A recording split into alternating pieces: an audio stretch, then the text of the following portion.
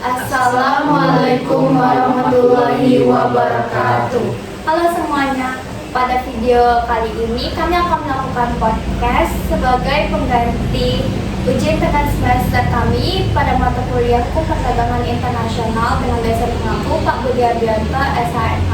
Sebelumnya perkenalkan, nama saya Rizka Prilia dengan NIM 1A1231163 dan teman saya Mika Kris Octavia dengan NIM B1A1231129. Saya Lebrina Putra Amanda dengan NIM B1A1231126. Saya Azno Fevrelamin dengan NIM B1A1231169. Saya Deko Anderson Valentino dengan NIM B1A1231167. Jadi kami akan memulai podcast kami pada hari ini.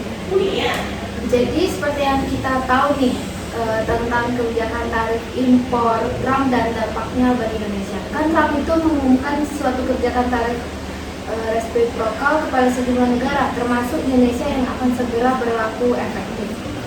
Kebijakan itu dikeluarkan oleh Presiden Amerika Serikat Donald Trump pada Rabu tanggal 2 bulan Maret 2025 yang membuat banyak negara tuh terbelalak. Pada saat menyampaikan pidatonya tuh ia menyebutkan langkah-langkah kebijakan tarif impor baru. Nah, Indonesia itu ternyata dikenakan impor sebesar 32%.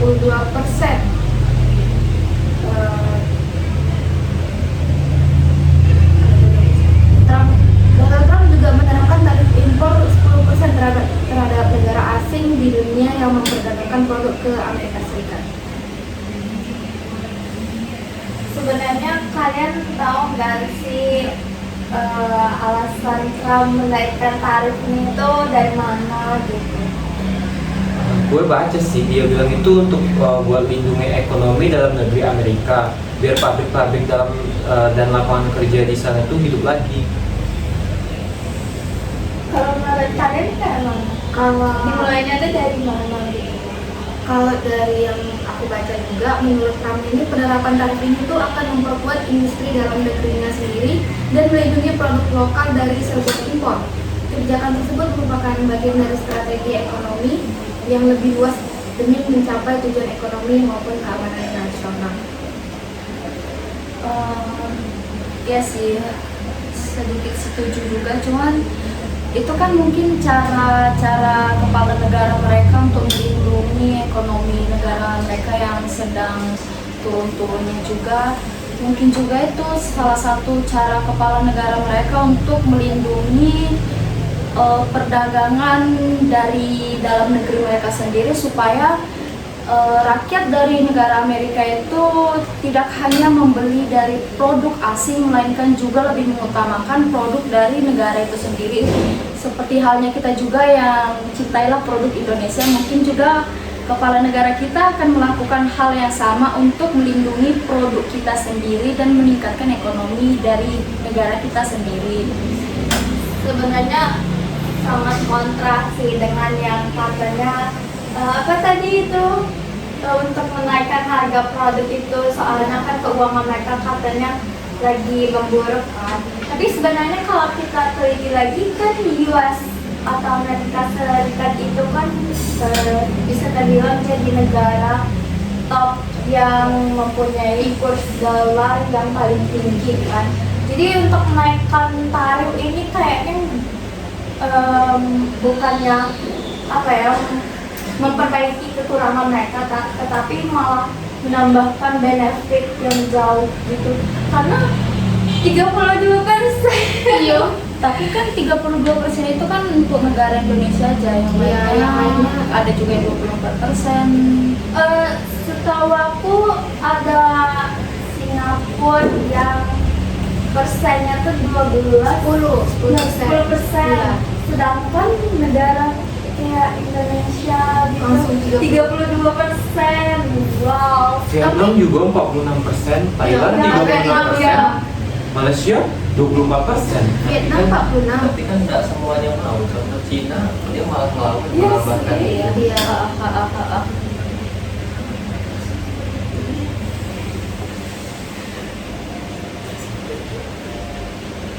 Terus menurut kalian dengan naiknya tarif ini bakal membuat Indonesia semakin punya semangat buat melakukan perdagangan secara gencar atau gimana? Atau malah membuat Indonesia itu jadi semakin pesimis untuk kayaknya enggak dulu deh dagang ke negara ini karena tarif yang sangat tinggi gitu. Kayaknya itu deh yang jadi permasalahan, karena kan tarifnya makin naik, otomatis negara-negara yang memiliki tarif tinggi itu merasa kayak udahlah nggak usah ekspor ke sana, tapi kan kita juga membutuhkan barang kita untuk diekspor ke sana karena kan kita juga ingin ekonomi kita tumbuh dari negara itu. Tapi karena tarifnya yang naik apalagi 32% itu lumayan membuat uang Indonesia banyak terkuras.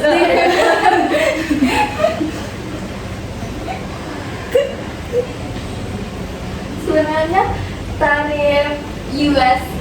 tarif yang US ini terapin itu sebenarnya malah membuat negara-negara berkembang seperti Indonesia gitu malah makin melarat Tapi untuk negara maju seperti yang sekarang, contohnya seperti Cina itu udah pasti walaupun nggak semua tapi pasti ada beberapa yang melawan gitu. Menurutku sih ya, ini kan momen juga buat kita nggak terlalu bergantung sama pasar AS. Kita harusnya bisa cari pasar lain di ASEAN, Eropa Timur, bahkan Afrika. Masa iya kita harus terus ngandelin Amerika Serikat? Kayaknya bukan ngandelin, tapi emang keadaannya tuh yang membuat mau nggak mau ngandelin gitu. Karena ya US itu kan udah terbilang negara top yang apa-apa ada. Walaupun sebenarnya Indonesia tuh negara kepulauan yang paling diminati dengan negara-negara asing gitu. Tapi itu juga nggak sih kalau Trump itu juga melanggar itu apa namanya WTO, ya regulasi perdagangan internasional itu, karena dia udah mengabaikan hak-hak dari seluruh negara yang harusnya, dimana menurut pengertianku kalau mengenakan tarif itu ya harus semua negara, bukan kayak membanding-bandingkan gitu nggak sih, atau bagaimana? Sebenarnya sih bisa. Prinsip di WTO itu kan negara nggak boleh diskriminatif, harus fair sama semua mitra dagang. Iya. Kalau tiba-tiba naikin tarif sepihak itu bisa aja Indonesia bawa ke WTO. Berarti negara-negaranya berbeda-beda gitu kan, ada yang 32, ada yang 12. Dampaknya kan Indonesia bisa kalah saing dalam produknya gitu kan kalau Nah makanya tuh jalan terbaik tuh tetap lewat negosiasi. Untungnya pemerintah kita tuh juga udah mulai gerak kan. Pak Erlangga katanya bakal negosiasi langsung sama Amerika Serikat. Kan yang kita dari bahas tuh meskipun terdengar berat nih, sebenarnya kebijakan ini tuh bisa juga jadi momentum bagi Indonesia untuk memperbaiki struktur ekspor kita. Selama ini tuh kan kita juga terlalu bergantung kepada pasar AS, pasar Amerika Serikat.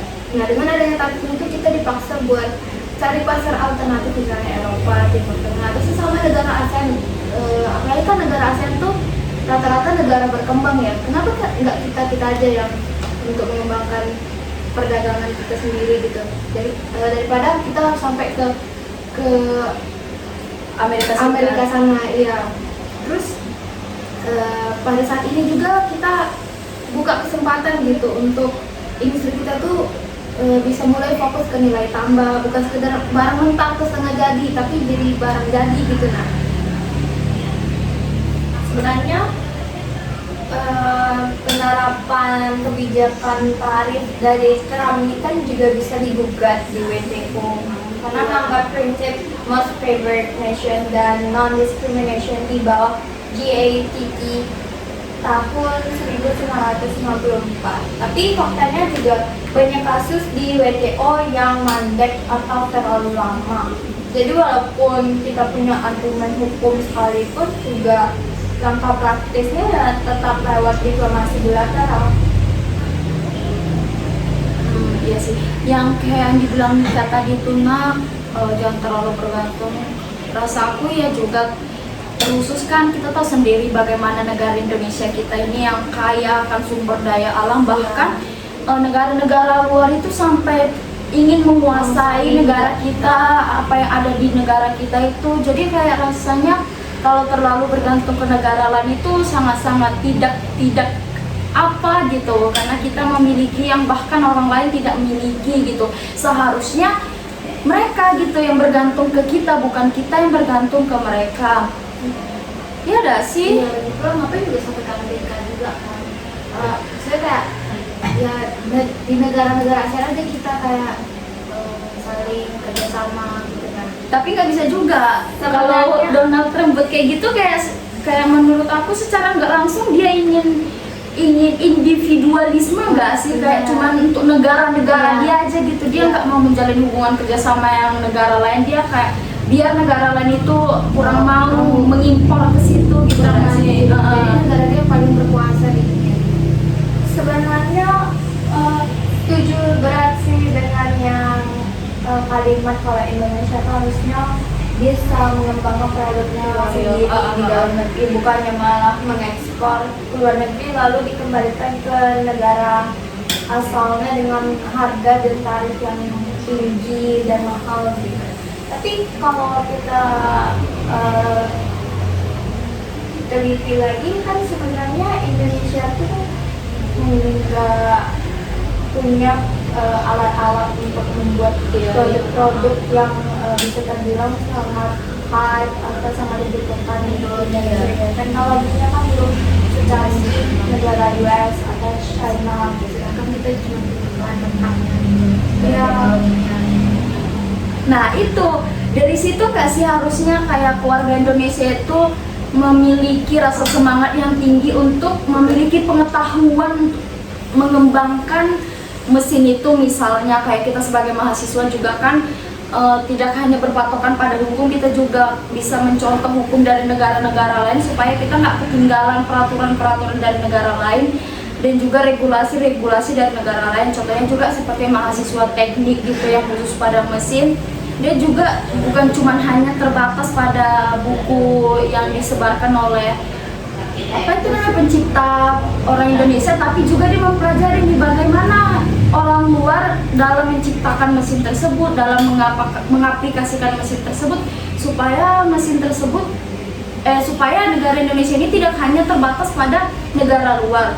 Contohnya juga seperti B.J. Habibie yang membuat pesawat itu, yang dikenal dengan membuat pesawat itu kan sudah mencontohkan bahwa Indonesia ini bisa sebenarnya, cuma karena kita kekurangan sumber daya manusia. sebenarnya Indonesia itu kan nggak kekurangan tenaga kerja manusia sama sekali, Sumber daya manusia. Iya.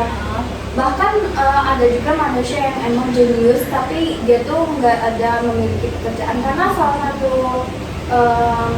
reason karena dia nggak ada pekerjaan itu kan karena pekerjaan di Indonesia itu juga sulit didapatkan, terus gaji yang nggak sesuai juga. Kayak bayangkan aja kalian kerja dari subuh sampai malam dan hanya mendapatkan gaji mungkin 2 juta atau sekian gitu, dan itu sama sekali nggak membayarkan usaha kalian yang kalian kerangka sama kalian kerja. Dan mereka pasti kebanyakan juga berpikir, oh kayaknya lebih bagus kerja di luar negeri karena mereka menerapkan kalau kerja itu harus setara dengan gajinya, dan walaupun pajak di sana itu sangat tinggi, tetapi karena gaji dan kerja yang kita kerjakan itu sesuai, jadi mereka mungkin berpikir, oh lebih bagus itu kerjanya di luar gitu. Berarti gini lah sih, kalau kayak gitu negara kita ini kurang menghargai adanya Sumber daya manusia kita gitu. Karena kan banyak kita ini kayak misalnya udah sarjana hukum misalnya, nanti kita lebih memilih udahlah kita di sana saja, di negara ini lebih terjamin gitu. Dan mungkin itu juga salah satu penyebab mengapa kita sangat-sangat bergantung dengan Amerika Serikat. Karena ya selain kita kekurangan ekonomi, kita juga kekurangan Karena sudah di sana karena ekonomi mereka lebih meningkat daripada kita, dan juga mereka lebih menghargai pekerja di sana. Sebenarnya mungkin kalian ada pendapat gitu, kenapa kurs Indonesia itu sangat termasuk ke bagian rendah gitu. Misal sekarang satu US dollar aja itu 16.000. Udah 17.000 kan. Nah, ya kan balik lagi ke tadi pembahasan tadi, kita ekspor barang sampai dari Amerika sana, terus dinaikkan sama Amerika kurs ekspornya ya. Nah, pas kita sudah ekspor dengan harga tinggi sampai di Indonesia pun naik dong harganya, kebutuhan pokok pun naik. Nah, itu tidak diimbangi oleh kenaikan upah pemerintah. Ujungnya ya jadi lemah. Udah gaji rendah, terus kebutuhan pokok naik, ya jadi lemah. Nah, benar itu kata Mika kan, salah satu langkah yang pemerintah dapat lakukan itu adalah dengan mendorong ekspor dan mengurangi ketergantungan pada impor, sehingga lebih banyak devisa masuk dibanding yang keluar. Selain itu juga kita tuh harus menarik investasi asing juga untuk menjadi kunci, karena investor itu kan akan menukar uang mata asing mereka ke rupiah. Kalau Donald Trump menaikkan tarif gitu kan, tarif pajaknya itu berarti otomatis dia juga kayak secara nggak langsung mengurangi daya minat dari investor asing untuk meletakkan suatu barang atau perusahaannya di negara itu, nggak sih? Negara tadi iya tarifnya itu.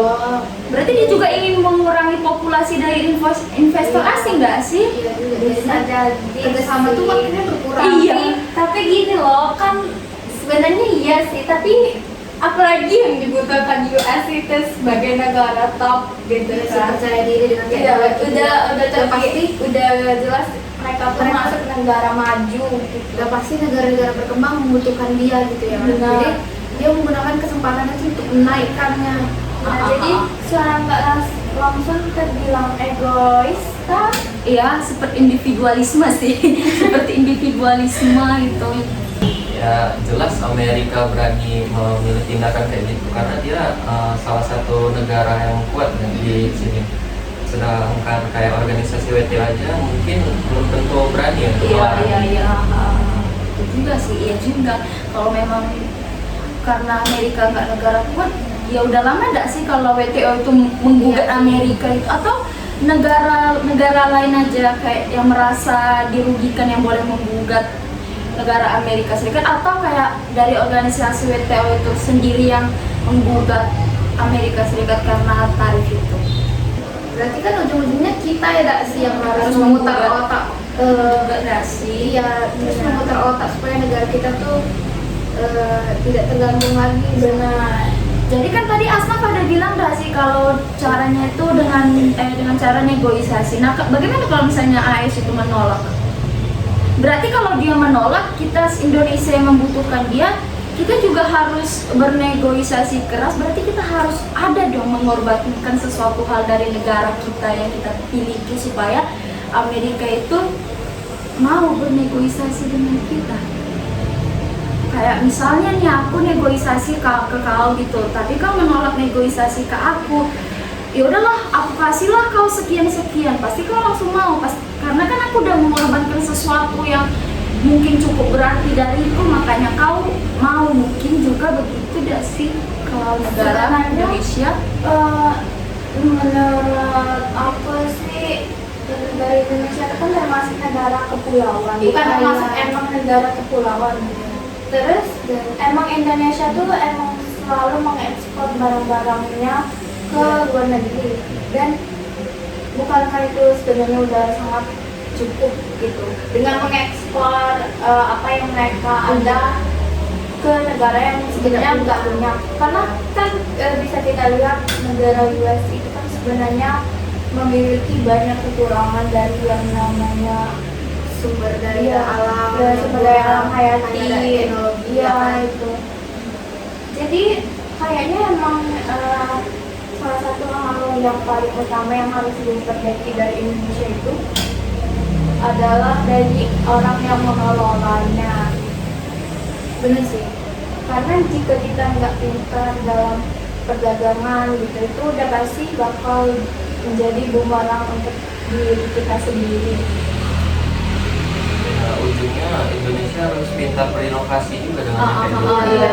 Industrinya tuh bisa fokus lagi ke yang lain gitu. Jangan modal barang mentah atau setengah jadi gitu, bisa kita naikin ke yang high class nih gitu. Iya. Kalau cuma ekspor yang kayak begitu ya kita bisa kalah. Tapi itu juga melanggar WTO katanya. Emang kenapa ya? Iya, karena katanya kita itu karena udah ada perjanjian, jadi kita tuh nggak boleh kayak nggak boleh mengembangkan inovasi kita. Kita tuh harus mengekspor mentah-mentah bahan baku yang ada di kita. Mentah aja gitu. Iya, tapi kan Indonesia udah memiliki rancang-rancang kalau dia bakalan berinovasi bahan baku itu supaya Indonesia itu meningkatkan ekonomi dia di perdagangan internasional. Cuman katanya itu melanggar WTO. Dan juga kalau nggak salah hari itu Australia ada menggugat Indonesia di soal itu. Berarti harus barang mentah. Iya, Nggak boleh barang yang udah jadi. iya. Kayak menurut aku negara-negara luar itu nggak mau kita itu berkembang lebih maju gitu.